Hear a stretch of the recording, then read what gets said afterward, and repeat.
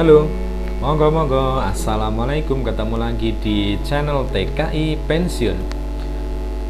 Video kali ini saya akan membahas tentang pengalaman saya ketika bekerja sebagai tenaga kerja Indonesia di Korea Selatan. Tapi sebelumnya, silahkan untuk klik tombol subscribe dan nyalakan notifikasi lonceng agar kalian tidak ketinggalan video-video saya berikutnya, yang karena saya akan memandu kalian atau memberikan tips dan trik kiat-kiat sukses saat bekerja di luar negeri dan juga ketika pulang ke Indonesia menjadi entrepreneur atau menjadi wirausaha yang sukses. Jadi di video kali ini saya ingin bercerita tentang pengalaman saya, ya termasuk pengalaman menyedihkan saya ketika bekerja di Korea Selatan. Jadi pada saat itu saya bekerja di pabrik saya yang pertama, kemudian pabrik saya yang pertama bangkrut, dan setelah bangkrut saya menganggur selama 2 bulan. Tentu saja bisa dibayangkan 2 bulan itu kita pengeluarannya tetap ataupun terus, baik itu biaya hidup untuk makan, tempat tinggal, transportasi dan lain sebagainya, sedangkan kita tidak punya pekerjaan. Bisa dibayangkan teman-teman. Dan untuk teman-teman yang mungkin yang sekarang sedang nganggur, semangat, insya Allah banyak berdoa dan berusaha cari informasi sebanyak mungkin, baik itu dari teman-teman sesama TKI atau langsung ke Nodong Bu Center atau Biro Tenaga Kerja di Korea Selatan ataupun kalian yang berada di negara lain. Jadi pada waktu itu di pabrik pertama itu karena saya ikut bos borong atau pemborong, jadi bos saya itu diputus kontrak oleh pabrik yang pertama, sehingga otomatis tidak ada pekerjaan yang bisa saya lakukan dengan teman-teman, dan butuh waktu juga untuk bos saya yang pertama mencari pekerjaan baru, dan itu pun bisa dapat bisa tidak. Karena ketidakpastian, maka bos saya memutuskan untuk memutus kontrak saya dan teman-teman sebelum kontrak selesai.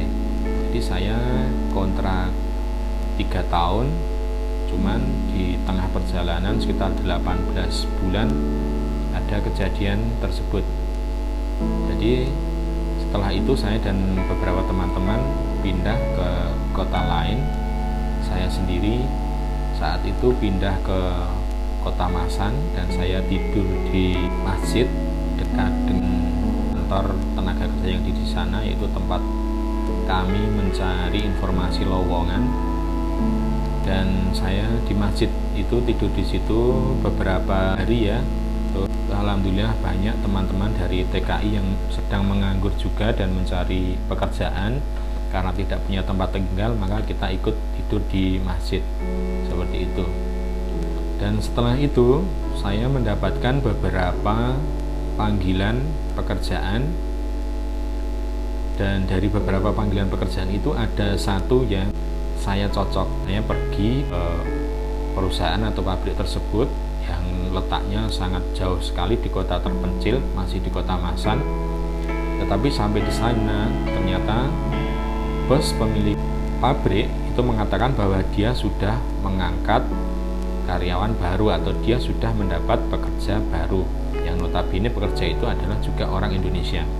Tetapi karena berkasnya yang ada di tenaga kerja itu belum dicabut, maka pada saat itu saya masih dapat SMS atau pemberitahuan bahwasanya di situ masih ada lowongan seperti itu. Jadi karena saya sudah sampai di situ, dan pada saat itu juga pemilik pabriknya merasa kasihan dan juga dia minta maaf kepada saya karena saya sudah jauh-jauh ke situ. Saya cocok dengan pekerjaannya, tetapi lowongannya sudah terisi, ya apa boleh buat. Tapi pada saat itu karena masa tenggang saya menganggur sudah hampir selesai, yaitu hampir 2 bulan penuh, konsekuensinya saya harus pulang ke Indonesia atau menjadi tenaga kerja ilegal, dan saya tidak mau kedua-duanya. Maka saya mencoba untuk melobi atau bernegosiasi dengan pemilik pabrik tersebut agar saya diberikan pekerjaan dan juga tempat tinggal selama saya menganggur dan belum mendapatkan bos atau pabrik baru. Dan alhamdulillahnya si bos pemilik pabrik tersebut, yang notabene di situ adalah pabrik sacul ya teman-teman, pabrik sacul di sudut kota Masan yang kecil, lumayan jauh tempatnya, transportasinya pun sangat sulit. Itu mengizinkan saya dan memberikan pekerjaan di situ, dan dia malah menjanjikan juga kalau nanti akan membuka file ataupun lowongan baru di pabrik itu agar bisa mengangkat saya, karena mungkin dia setengah kasihan tapi juga dia kepingin memperluas pabrik baru sebenarnya teman-teman. Cuman pabrik baru itu belum jadi, masih proses tahap pembangunan. Nah itu dia daripada pusing-pusing besok cari tenaga lagi gitu, dia sepertinya sudah ada chemistry, ketertarikan dengan saya, maka dia memberikan solusi seperti itu. Maka saya pun menyanggupi di situ. Tapi selang beberapa minggu dan masa tenggang saya sudah mau habis, tentunya konsekuensinya di balik itu saya tidak mau pulang ke Indonesia karena saya belum mendapatkan apa-apa.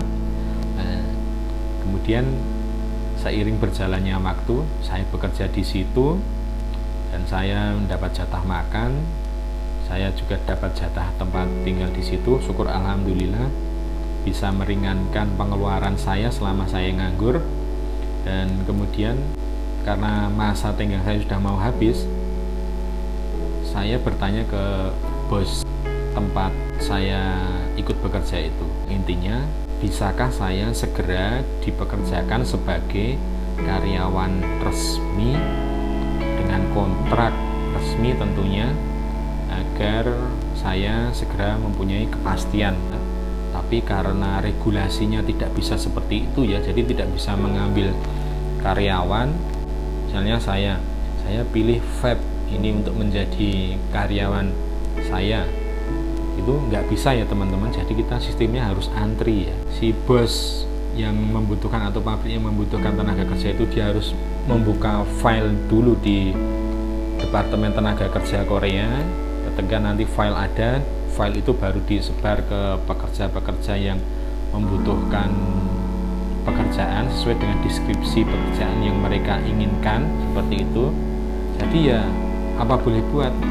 Jadi ternyata tidak bisa, dan saya juga sebenarnya sedikit sedih, ada kecewa juga, tapi mau bagaimana lagi karena itu regulasinya, peraturannya seperti itu. Maka saya pun berpamitan dari pekerjaan tempat lain. Dan setelah pindah dari situ, saya bingung ya teman-teman, karena teman-teman saya banyak, cuman tempat tinggalnya itu jauh dari Departemen Tenaga Kerja. Jadi saya kesulitan kalau mau ngecek lowongan itu. Jadi saya memutuskan untuk sewa tempat di dekat terminal, dan itu tempatnya kecil sekali. Itu jadi semacam kos-kosan seperti itu, tapi kita ngambilnya bisa harian, bisa mingguan, bisa bulanan. Dan itu kamar mandi sama dapurnya itu bersamaan, dan fasilitas yang ada di kamar itu hanya televisi dan tempat tidur seperti itu. Tapi ya untuk ukuran sana itu sudah bersih, walaupun tempatnya kecil tapi bersih, dan itu persis di belakang terminal Masan. Di tempat itu ya sekitar semingguan saya mencari pekerjaan lain, dan saya selama itu karena keuangan saya sudah menipis, ya saya makan hanya ala kadarnya. Benar-benar prihatin sekali. Saya makan itu hampir setiap hari hanya mie teman-teman, hanya mie, dan itu sebenarnya tidak bagus untuk kesehatan. Dan kalaupun saya kepengen makan yang agak berat itu nggak berani sesering mungkin, paling hanya beberapa kali gitu teman-teman, selama saya seminggu nginep di situ. Yaitu karena saya tidak pengen merepotkan teman-teman yang lain, misalnya pinjam uang sebisa mungkin jangan, kalau masih bisa diatasi. Tapi kalaupun tidak ya tolong menolong antar sama TKI itu biasa, seperti itu, gantian seperti itu. Namanya kita juga bekerja di negara orang, teman itu adalah keluarga kita, seperti itu. Jadi setelah saya di situ seminggu, kemudian saya alhamdulillah dapat kabar dari salah satu teman saya, satu daerah dari Jogja juga, itu namanya Mas Basuki. Itu dia bekerja di pabrik Sacul daerah Busan, dan alhamdulillah pabriknya itu membuka lowongan pekerjaan dan hanya satu. Dan berdasarkan informasi tersebut, dia mengarahkan saya untuk saya segera melacak file tersebut ke Departemen Tenaga Kerja yang ada di Busan. Saya pun langsung menuju ke Busan. Saya menuju ke sana dan saya cek, ternyata ada, dan saya bisa langsung meeting. Tidak selang berapa lama saya dinyatakan diterima di pabrik tersebut, dan itu adalah pabrik terakhir saya sampai dengan saya selesai kontrak dan pulang ke Indonesia. Dan itu pabriknya itu, ini adalah kebalikannya dari masa-masa sulit saya yang sebenarnya, teman. Pabriknya itu alhamdulillah dia berada di tengah-tengah kota Busan, dan akses kemana-mana itu mudah, fasilitasnya, aksesnya itu pokoknya sangat bagus. Saya bersyukur sekali karena ini adalah sudah di akhir-akhir masa tenggang saya untuk harus segera mendapatkan pekerjaan, dan itu beberapa hari sebelum masa tenggang saya habis, dan saya bersyukur sekali teman-teman.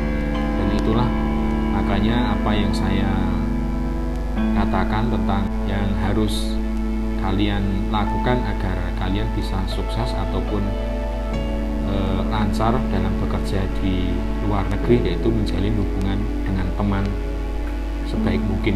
Itu salah satunya.